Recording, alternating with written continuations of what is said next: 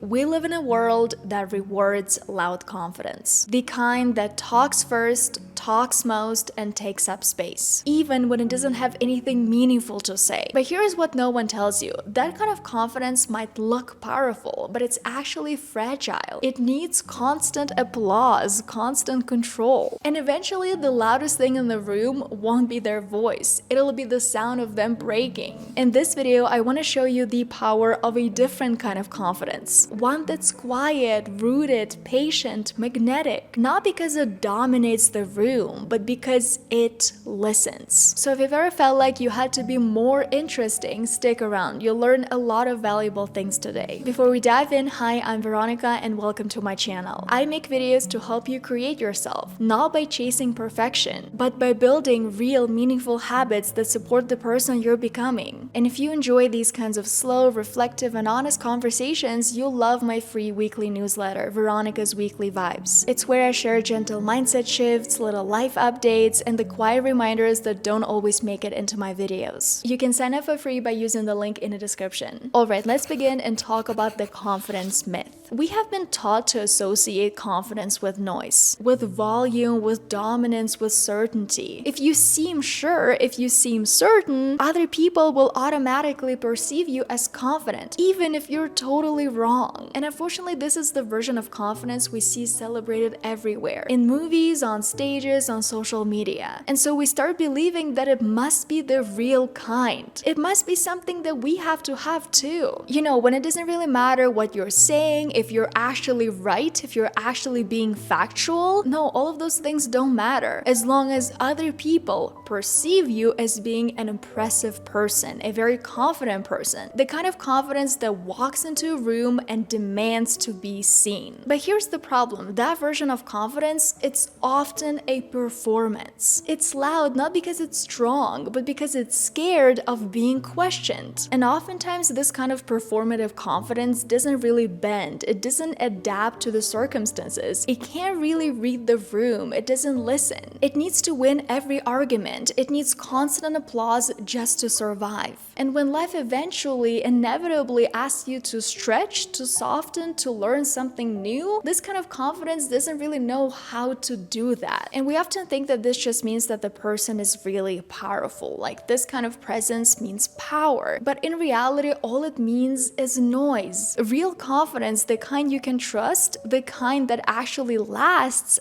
doesn't need to shout. It doesn't need to posture. It doesn't need to control or manipulate to hold attention. Real confidence is quiet. It walks into a room not to be admired, but to make other people feel safe and seen. It doesn't need to prove anything because it already knows what it is. In psychology, there is a super interesting phenomenon, the halo and horn effect. Imagine someone walks into a room and they're super well dressed. Designer clothes, an expensive bag, something that we often see on social media. And just because of one good thing, like how they look, you start to think everything else about them must be good too. You might think they're probably smart, they're probably kind, they're probably good at their job, even if you don't know them yet. And that's called the halo effect. It's like giving someone a glowing halo just because of one thing you noticed about them that you really like. Everything else about them must be good. For sure, 100%. And so we have this image of what true confidence is supposed to look like, and we admire those people. But not because those people are truly confident, but because we have been taught that this is what confidence has to look like. But confidence isn't supposed to look like anything or anyone. It's this calm trust in who you are, even when no one is clapping, even when no one is watching. The more I distance myself from this performative kind of confidence, the one we often see on social media, the more I want my real life to reflect the same kind of calm. So first what I did is I got more intentional with how I spend my weekends. But then I quickly realized that my work days were still completely chaotic. week. I would switch between a bunch of different tools, reminders, and calendars, and honestly, Monday.com helped me clean all of that up. And I want to say a huge thank you to them for sponsoring a portion of today's video. Monday.com is the platform I've been using behind the scenes to manage all of my social media content, like YouTube videos, brand deals, Instagram Reels, all in one place because I use their built-in content calendar. With Monday.com, I can plan every video step by step, assign tasks to my editor, change the status, see the timeline, and set deadlines without having to use a bunch of different tools. I also love that I can customize the view depending on what I need. I have the main table view for getting an overview of everything I'm working on, a calendar view for seeing my posting schedule, and my personal favorite, cards view, because it helps me think of every video I create as a little project on its own. I also collect feedback very often, so I really like that Monday.com lets me create a new form and use the built-in AI to generate it in one simple click. It's also really amazing for companies if you work in a team, manage client projects, or internal workflows. You can assign owners, communicate directly on tasks, and use their ready-to-go templates to get started first. And yes, Monday.com also offers automations, which are truly a game changer. You can set up things like auto reminders for deadlines, status updates that trigger next steps, or even notifications when something is stuck or ready for review. As I said before, I mostly use their content calendar, but if you don't create content, that is absolutely okay because Monday.com has a whole collection of other templates to choose from. Like for students, they have a get ready for exams template, managing student life, student organization tools, and so much more. And in general, you can find templates ranging from marketing and product management to real estate and construction. So if you want a simple but powerful tool to stay consistent with all of your work, I highly recommend Monday.com. You can use my link in the description to start your free trial. And once you start using it, I don't think you'll want to go back to using a bunch of different applications to manage all of your work. Alright, let's move on and talk about the power of loud listening.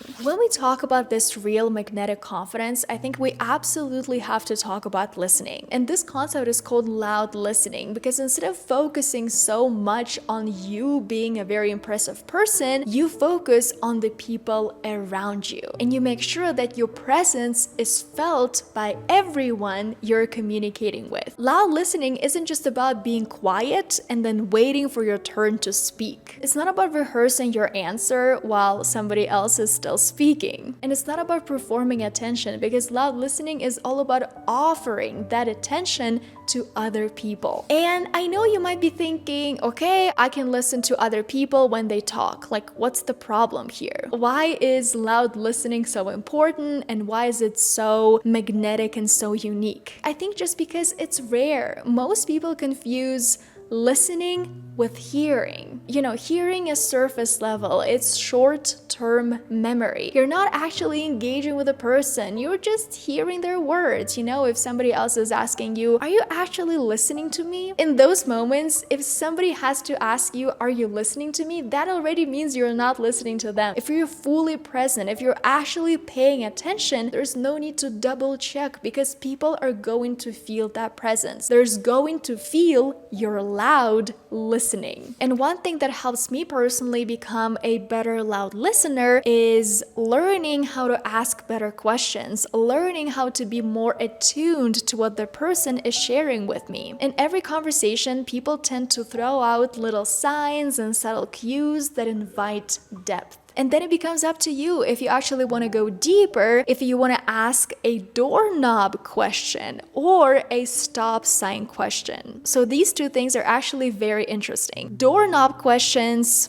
kind of like opening a door, so you're deepening the conversation, or you kind of nod, you move on, and then you change the subject. And loud listeners in general prefer doorknob questions and doorknob conversations. When you ask follow-up questions, not because you're trying to dig deeper or fix someone, but because you're trying to tell them that I am here and I notice you and let's talk. And when I'm in this presence of a loud listener, I think they are an extremely confident person, I think they're very magnetic just because they're not trying to change the direction of our conversation and talk about themselves nonstop. What they're doing is they're being interested. And so I think now is the perfect time to talk about what quiet confidence actually looks like and why I think it is the most attractive energy. There is a quote that's often attributed to Dale Carnegie that I personally really love. Don't try to be interesting, be interested instead. Let's say when I talk to someone and someone is bringing this kind of energy into our conversation, they ask me a lot of different questions, they seem genuinely interested in our conversation, and it doesn't always have to be just questions, because sometimes when you talk to a person and all they do is ask you questions, you're like, is that an interview? Like, are they actually going to share something about themselves? So the doorknob moments are not just questions. The key here is the person is trying to be interested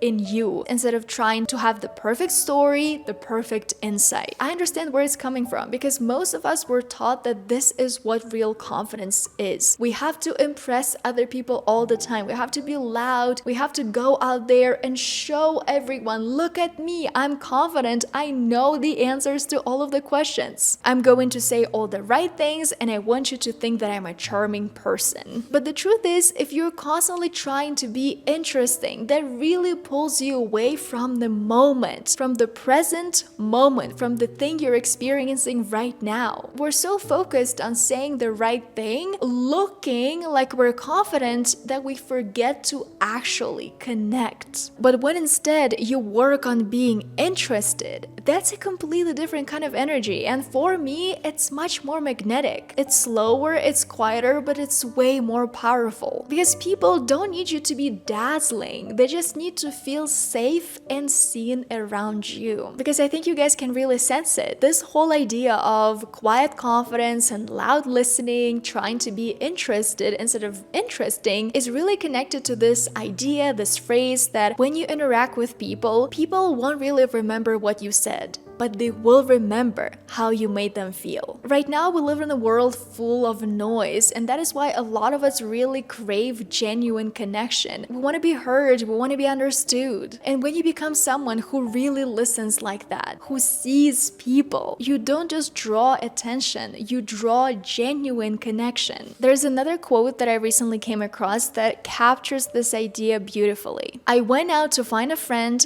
and couldn't find one there. So I went out to be a friend, and friends were everywhere. So I think the same thing is true for confidence and connection. I went out to be interesting, to seem confident, and no one was impressed. I went out to be interested, and connection was everywhere. It's not just about conversations with other people, it's also about how you live your life. Because I don't want to live my life trying to be interesting. I see that happen all the time on social media, and you can really sense that. You can sense when someone is trying to portray their life in the most interesting way, instead of just being interested in what they do day after day. We try to portray our lives as the most interesting thing in the world because we all compete for attention on social media. But the thing is, I'm a content creator too, but I really want to switch the focus to being interested instead and posting all of the content, sharing all of the things with people from this place instead. I'm not trying to impress anyone. I'm just sharing my life. I'm just sharing what I do every single day. And then eventually the people who are interested in the same thing, they will connect with me because I'm sharing something that I am interested in too. Instead of trying to amass a large crowd, just being all impressive and having this wow effect. So basically what I'm trying to communicate here is let's switch the focus. Let's stop worrying so much about what other people think of us. If they think we're interesting, if they think we're confident, it doesn't really matter. If we switch the focus to the things that we can control, to how we communicate with other people, if we are a loud listener, because those are the things that draw people in long long term.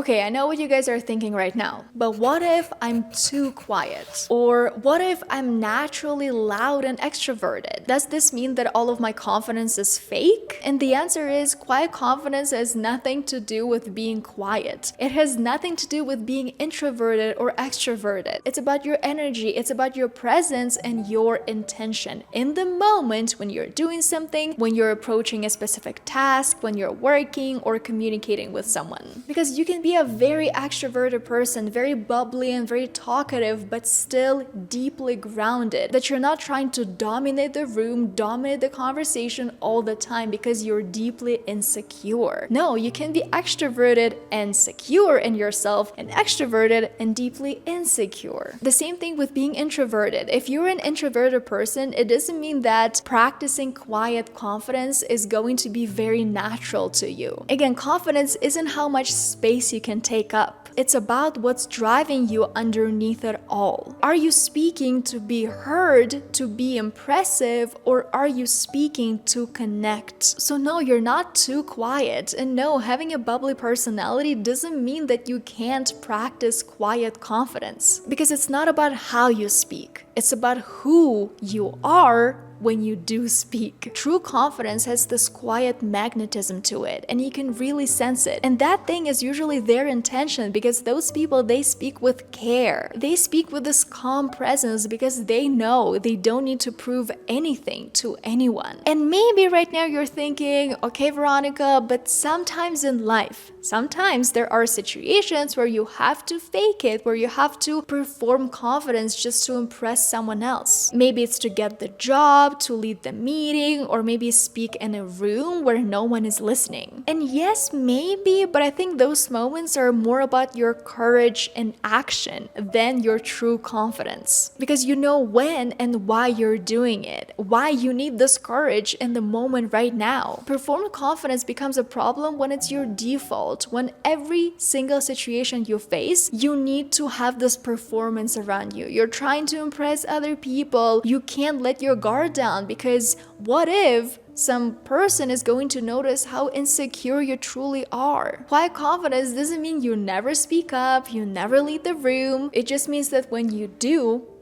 speak up, when you do something in your life, you do that with intention. You know, it can be loud when it needs to be, but it doesn't need to be loud to be real. Okay guys, I think it's going to be it for today's video. If you liked it, please don't forget to give it a thumbs up and subscribe to my channel. Don't forget to check out my free weekly newsletter, Veronika's Weekly Vibes. I send my emails once a week, I don't spam, and I always share something interesting and exciting, things that I'm learning, things that are happening in my life. Also, if you want to organize your work in a better way, I highly recommend Monday.com. You can use my link in the description to start your free trial. If this video resonated with you, and if you want to start incorporating more quiet confidence into your life too, I think you're going to love this video next. In it, I walk you through a practical, science-backed process to help you pause, reflect, and reset. So click right here and keep on watching.